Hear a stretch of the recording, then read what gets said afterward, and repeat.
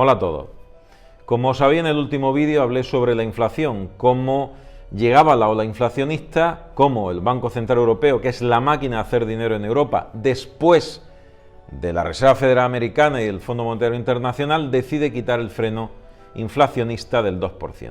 Ese límite que imponía en general a todos los estados para que no se dispararan los precios al consumo. Bueno, ese freno se ha quitado con motivo de activar la economía, entre comillas. Todo esto lo tenemos que contextualizar. Hay una gran burbuja de deuda que han generado los estados. España en concreto tiene una deuda inmensa. Esa burbuja de deuda, junto a la retirada del freno de la inflación y la política fiscal de tenaza que tenemos encima, pues hace que se avecine tormenta en el horizonte para el ciudadano de a pie, Como me habéis preguntado un montón de aspectos diferentes sobre qué opino sobre el tema de la hipoteca, qué tipo de hipoteca, o si compro o vendo mi casa, qué hago con mi ahorro, os diré que la CNMV, la Comisión Nacional del Mercado de Valores, prohíbe taxativamente hacer ningún tipo de asesoramiento. Es por ello que en este momento digo que en este vídeo lo que yo voy a emitir es solo una opinión y que para nada es vinculante a la hora de que hagáis ningún tipo de inversión. Tomadlo solo como una reflexión personal, como yo veo el mercado, que soy una persona cualquiera que le gusta la economía y aplica algo de sentido común a lo que parece que va a venir, porque es muy difícil intuir qué es lo que va a pasar. Vivimos en un momento de volatilidad absoluta de los mercados y una evolución muy errática a priori, que si lo miras más en profundidad te das cuenta de que no es tan errática. Si analizas las principales carteras como la de Bill Gates o la de Warren Buffett, tiene una lógica de actuación grande. Pero lo que voy a contar aquí es en base a lo que vosotros habéis preguntado, habéis demandado, sobre lo que queréis que yo reflexione.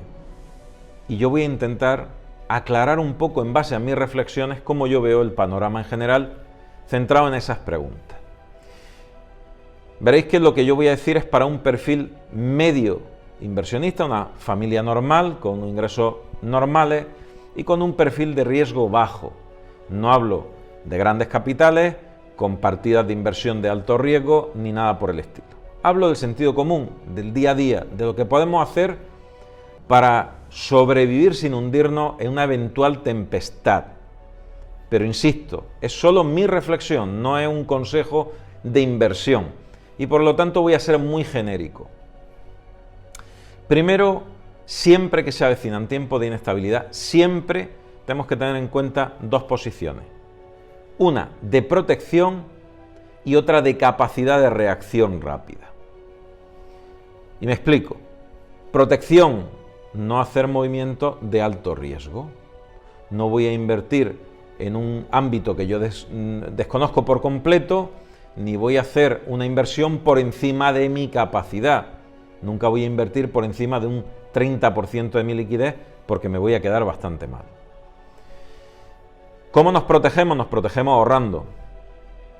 Pero el ahorro, ojo, que en un escenario donde el dinero tiene un límite de protección en cuanto a la inflación, la capacidad de devaluar la moneda, pues tenemos un escenario de ahorro diferente, es decir, el dinero está protegido de alguna forma, que cuando ese límite se retira. Cuando las entidades fundamentales, como el Banco Central Europeo, retira el límite de inflación, ya no está en un 2%, corremos el riesgo de que la liquidez que tengamos, el dinero que tengamos, pierda rápidamente gran parte de su valor. No todo su valor, pero gran parte de su valor. Esperemos no llegar a una superinflación como el caso de Venezuela o Argentina en su momento, que fue la ruina absoluta. La gente barría los billetes por la calle, o iba a comprar papel higiénico y pesaba más el dinero que el papel higiénico. Buen símil. Esperemos no llegar a esas cotas de superinflación, pero eso ha pasado en otros países. Y sus ciudadanos, estoy convencido que estaban absolutamente seguros de que nunca pasaría. Pues también hay que vivir pensando en que esas cosas pueden pasar.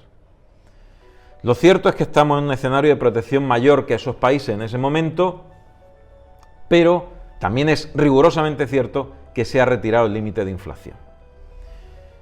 Ahorro, y digo ahorro, pero un ahorro muy particular. un ahorro con medidas preventivas frente a la devaluación de la moneda. Y eso quiere decir que tengamos una parte de nuestro ahorro, a lo mejor en dinero físico, que puede estar en el banco, puedas tenerlo tú en tu casa, eso realmente para la inflación no influye absolutamente para nada, pero que tengamos esa liquidez, disposición del dinero, o tengamos para una mayor protección el dinero invertido en activos que sean fácilmente convertibles. ¿Qué es un activo fácilmente convertible? Bueno, el oro podría ser un activo fácilmente convertible. ¿Qué problema tiene invertir en oro en este momento? Pues que en tiempos de crisis, cuando compras oro en ese momento y no te has anticipado, pues paga el incremento del precio del oro. No es buen momento para comprar oro como inversión, sí es buen momento para comprar oro como elemento de protección financiera. Yo nunca invertiría en oro más de un 15, un 20% de mis activos, nunca. Bueno, pues ese tipo de ahorro fácilmente convertible o líquido directamente en dinero. No es momento para quedarnos sin liquidez, no es momento para quedarnos sin dinero, no es momento para hacer ninguna inversión no convertible que atenace directamente nuestra capacidad de tener disponible una cantidad de protección económica suficiente para una eventualidad que surja. Ahora mismo la consigna es poner una ingente cantidad de dinero en circulación. Es el momento de la historia donde más préstamos se han dado y se van a dar, donde más dinero en circulación se va a dar, tanto por las entidades grandes como los bancos centrales, como por las entidades más pequeñas. Si vas por dinero te van a dar dinero, con casi toda certeza te van a dar dinero. Pero fíjate muy bien en los tipos de interés. Fíjate muy bien en los tipos de interés. Porque lo que ahora puede ser una salvación, mañana puede ser una tenaza. Con esto no estoy diciendo que no pida un crédito. Si necesita un crédito, pide un crédito. Pero fíjate muy bien en los tipos de interés. Y aquí sobre intereses fijos, intereses variables, pues es una grandísima incógnita porque depende de quién gobierne y la capacidad de generar deuda. Por ejemplo, nuestro gobierno es incontestable que ha generado una deuda brutal. ¿Con la cortina de humo del COVID? Pues sí, el COVID ha generado una gran cantidad de deuda, pero las políticas que han llevado, tanto fiscales como sociales, también han generado una cantidad de deuda brutal, ingente. Tan es así que el Banco Central Europeo le ha dicho: señores, no nos hablen de condonar la deuda y fíjense mucho más en dónde están gastando su dinero, el dinero del pueblo, del gobierno. Gran cantidad de deuda, gran burbuja de deuda, ojo a los tipos de interés. Tipos de interés variable en un momento de tantísima inestabilidad, pues es una apuesta. Tipo de interés fijo puede ser una condena ahora y puede ser una ventaja en un futuro si la volatilidad se dispara. Pero ahora mismo eso es una incógnita, depende de quién esté en el gobierno y la relación que tenga ese gobierno con las estructuras supragubernamentales. Muy importante esto. Si el Banco Central Europeo no confía en tu política económica, como es el caso, porque ya se ha puesto de manifiesto, tanto de Guindos como Lagarde lo han dicho, con o sin razón, pues mala cosa para los ciudadanos de ese país. Pero seguimos. Me habéis preguntado por tipo de inversión de protección. Vale, una cosa es invertir y otra cosa es proteger. Y muchas veces las inversiones son para proteger. Una inversión normalmente es para rentabilizar tu dinero y hacer que el dinero gane dinero. Pero estamos en época de eso si tienes capacidad de hacer inversiones de alto riesgo y para eso necesitas gran liquidez, gran cantidad o gran disposición de dinero. Como hablamos para perfiles medios, si eres capaz de invertir en acciones, pues evidentemente los nichos están muy claros. Los nichos que tengan que ser mercados líquidos, mercados donde tú puedas comprar y vender con facilidad, siempre que haya oferta hay una respuesta a la demanda y siempre que haya una demanda tenga una contrapartida en la oferta. Y estos mercados que no sean estacionales. ¿Y cuáles son esos mercados? Ahora mismo, mercado farmacéutico y de medicina, mercado de transporte, mercado de desarrollo informático o mercado energético. Son mercados no estacionales porque la gente tiene que comer, tiene que encender la luz de su casa y tiene que calentarse. Ese tipo de mercados son los mercados más estables en momentos de crisis. No son mercados excesivamente especulativos te van a permitir moverte bien y sobre todo recuperar tu inversión fácilmente. Ese sería un tipo de inversión. Y por supuesto el mercado relacionado con la alimentación. Segundo tema. Como he dicho, el tema de invertir en oro, cuando inviertes dentro de un proceso de crisis, con una alta volatilidad, los precios han subido. Ya no es una inversión rentable para generar mayor ganancia, es una inversión para protegerte. Porque el oro siempre ha sido fácilmente convertible y sobre todo ha demostrado sobrevivir a cualquier crisis. Lo que tenga en oro es fácilmente transportable y sobre todo fácilmente convertible en líquido, en dinero. Siguiente punto crítico. Tengo casa, no sé si venderla, si quedarme con mi casa, no sé si comprarme una vivienda, si no invertir en una vivienda. Pues depende de muchos factores, depende de muchísimos factores. No es tan claro como hay crisis del mercado inmobiliario o no la hay, los precios van a subir o van a bajar. Es más complejo que todo eso, mucho más complejo. Lo que puede ser una oportunidad con una bajada de precios, a mí puede no interesarme por mi condición económica y financiera en el momento actual, o puede que un precio determinado, elevado, comparado con precios anteriores, a mí me sirva como un nicho de protección de mi economía. Puede ser ambas cosas.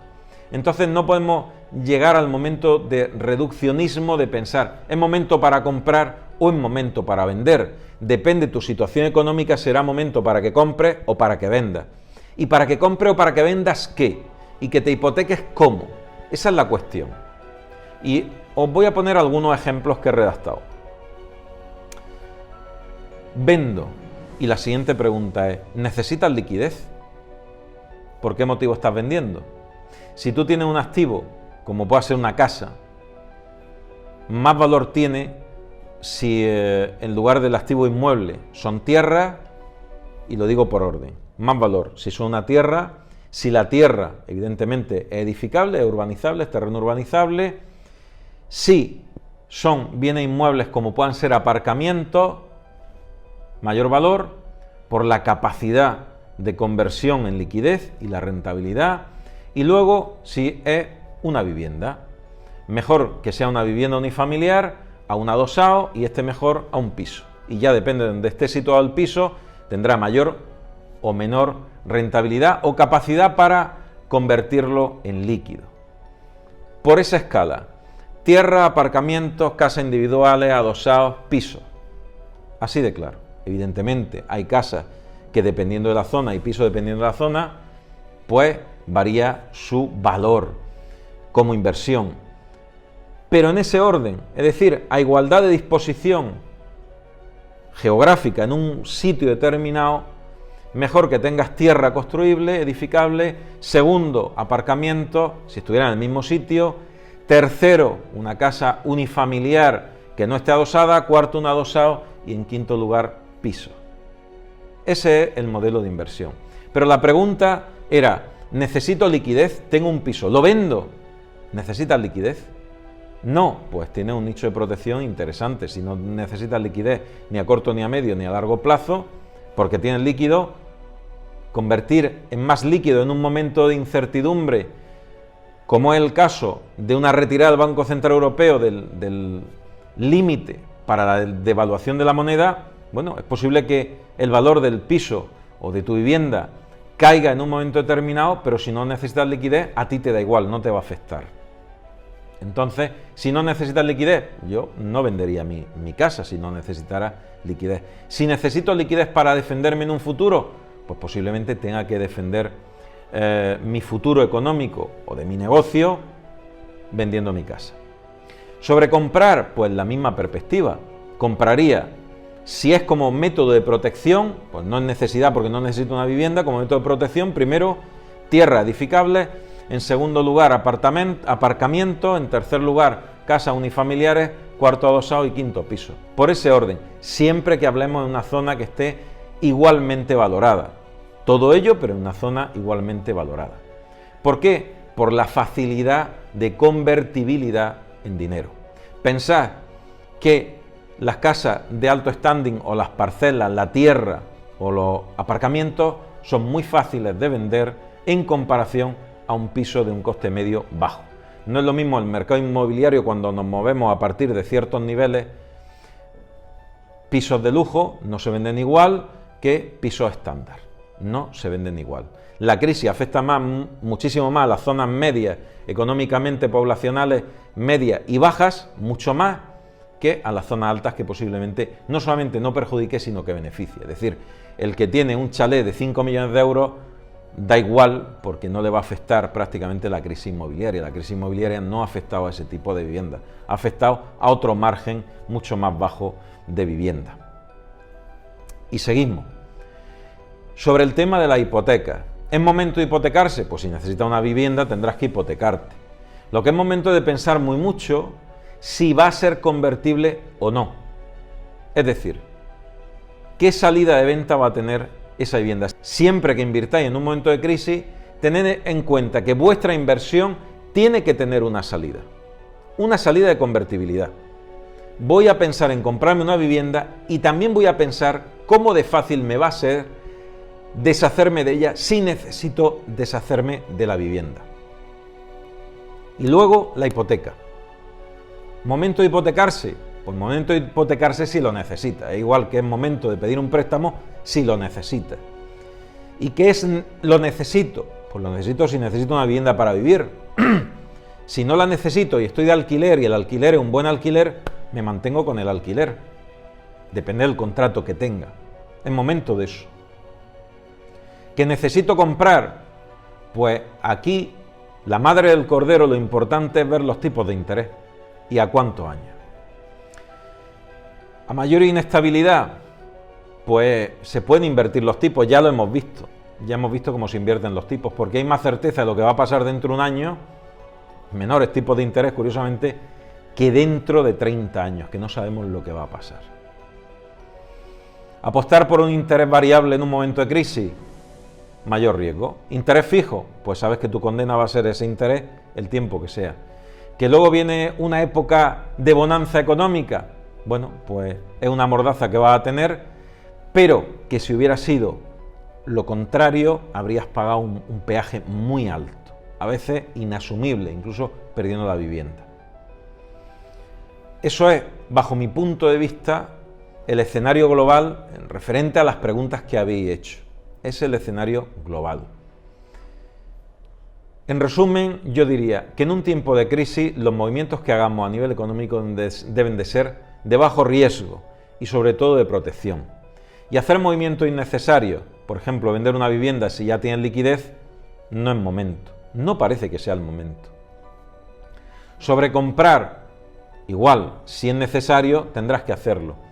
Pero no pensamos nunca en momentos de crisis en un rango medio de riesgo, rango bajo de riesgo, como para lo que estamos hablando, en comprar como inversión rentable a futuro, sobre todo por un motivo, porque a partir de 2023 se abre una grandísima incógnita y porque ahora mismo tenemos una burbuja de deuda que en cualquier momento se puede desestabilizar, ya está dando signos de inestabilidad.